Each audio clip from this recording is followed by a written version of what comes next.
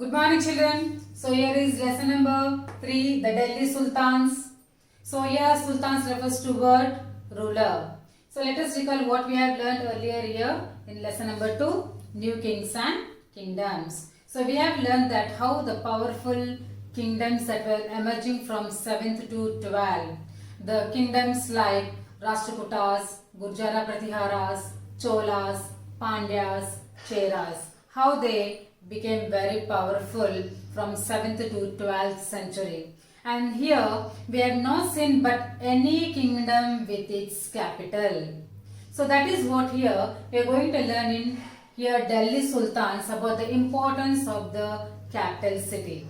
And in second lesson we have also learnt that how here Kaveri Delta, or you can also take here Kanuj, which was very prized area. How they became very important places in these large kingdoms. But here in Delhi Sultans we are going to learn about importance of the capital city. So first here Delhi became important city only in the 12th century. Okay children. So under Tomara Rajputs, you can see in your textbook here, under Tomara Rajputs, Delhi became important capital city. And then by the mid of the 12th century, Chauvans, who were also known as Chamanas of Ajmer, they defeated here Tomara Rajputs and conquered Delhi. So here Delhi became important commercial center. That means children, here Delhi under Tomaras and Chauvans became important capital city. And as a result, here we are seeing that many China merchants, they started living in Delhi and trade expanded here. So for the first time, Delhi wealth, that means coins which were minted in Delhi, they had a very wide circulation. These coins had a very wide circulation in Delhi. And what here importance is that the transformation of capital city that led to control many areas in the subcontinent. That means from north to the south. So under 5 dynasties, you can look into your textbook children here. So into 5 dynasties, here the Delhi Sultans, they emerged from north to south, which led to the here foundation of Delhi Sultanate. That means all these dynasties led to the formation of Delhi Sultanate. So these dynasties are here early Turkish rulers who ruled from 1206 to 1290. Then here Khalji dynasty, they ruled from 1290 to 1320. Then comes here Tughlaq dynasty who ruled from 1320 to 1414. Then comes here Sayyid dynasty who ruled from 1414 to 1451. And the last dynasty, that was Lodi dynasty who ruled from 1451 to 1526. So here these are important dynasties. Early Turkish rulers who were also known as here slave dynasty, and Khalji dynasty, Tughlaq dynasty, Sayyid and Lodi dynasty. So under these 5 dynasties, the transformation of Delhi led to the foundation of the Delhi Sultanate. So under these 5 dynasties, from north to the south, okay, that emerged many expansion of the territories. Then here today, which we call it as Delhi, earlier there were important cities, that is Siri, Jahanapana and Delhi Kuna. These 3 were very important cities, and here many rulers, courtiers, poets, administrators, they lived here mainly in these cities. Okay children, and then here we are going to learn about not only these all here gives us information about the Delhi. So there are more to know about Delhi, to get more information about the Delhi Sultans. So from coins, inscription, architecture, etc. More than that, there are more valuable stories.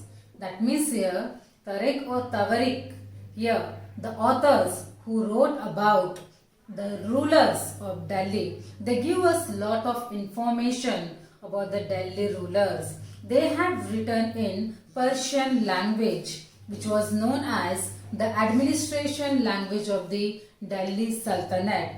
So here, to write an account of these rulers, first the authors of Tavarik, they have to follow here 4 stages of writing. So you can see a children page number 32 in your textbook. Now here I am going to show you here. These are the 4 stages, 1, 2, 3 and 4. A, B, C and D. First what they have to do? The first thing to write an account of a ruler. First they have to prepare the paper. The first picture we are seeing that what the author is doing here is preparing the paper.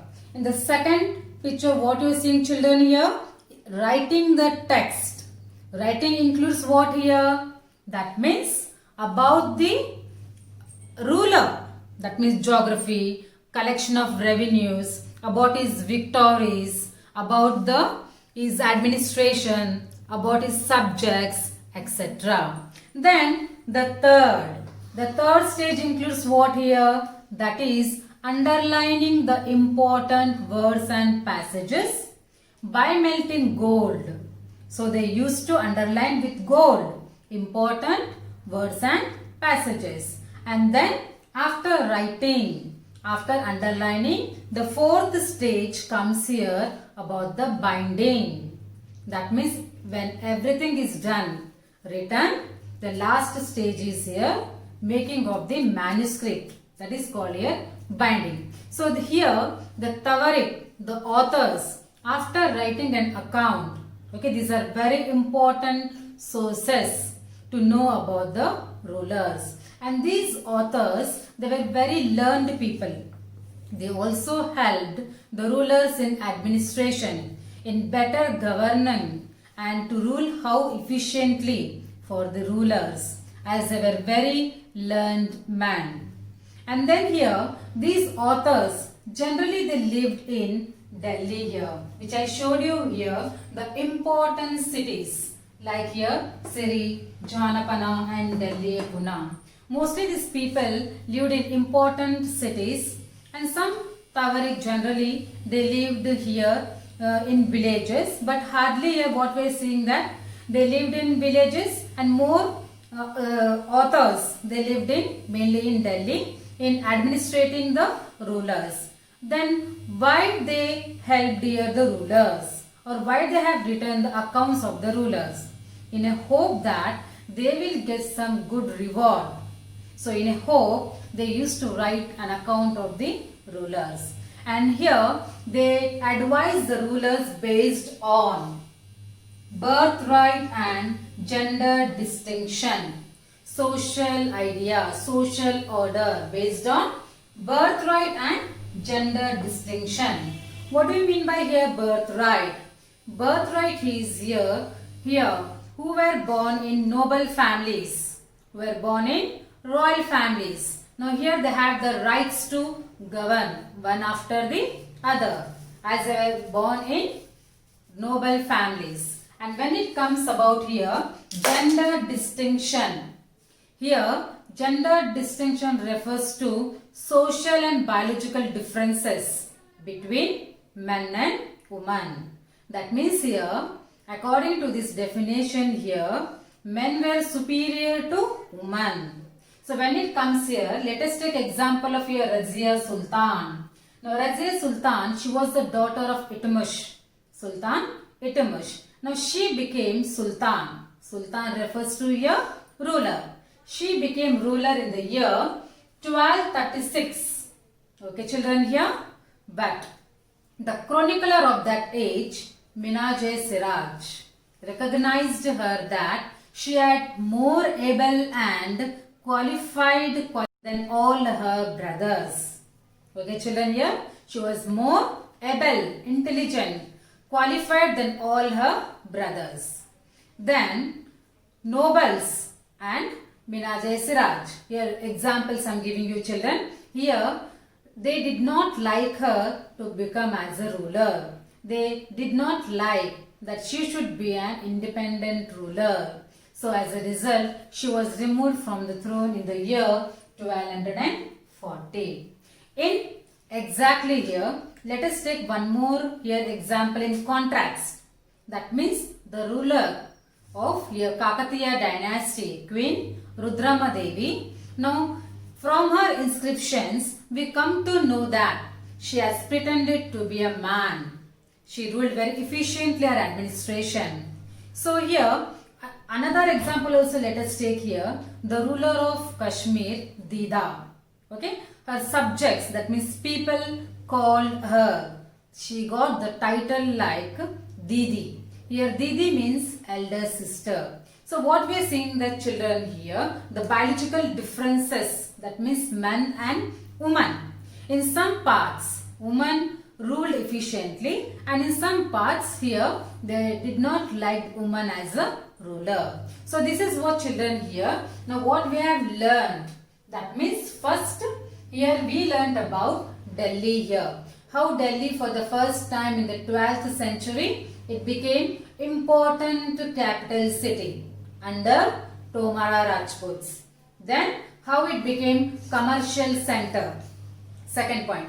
Third, when it comes here, the dynasties, under 5 dynasties that led to the foundation of the Delhi Sultanate, and important cities like Siri, Delyakuna and Janapana. And then we have learnt about here the stages of writing an account of the rulers, one after the other, which was written by here the authors. And then we have learnt about here the importance of gender distinction, birthright, that how in some parts women were given importance in becoming the rulers, and in some parts here we have seen that we have taken the example of Razia Sultan. So this is what children we have learned in this lesson. So tomorrow we are going to learn about more about the Delhi rulers, that is about expansion of Delhi rulers from north to south. So read textbook children. Thank you.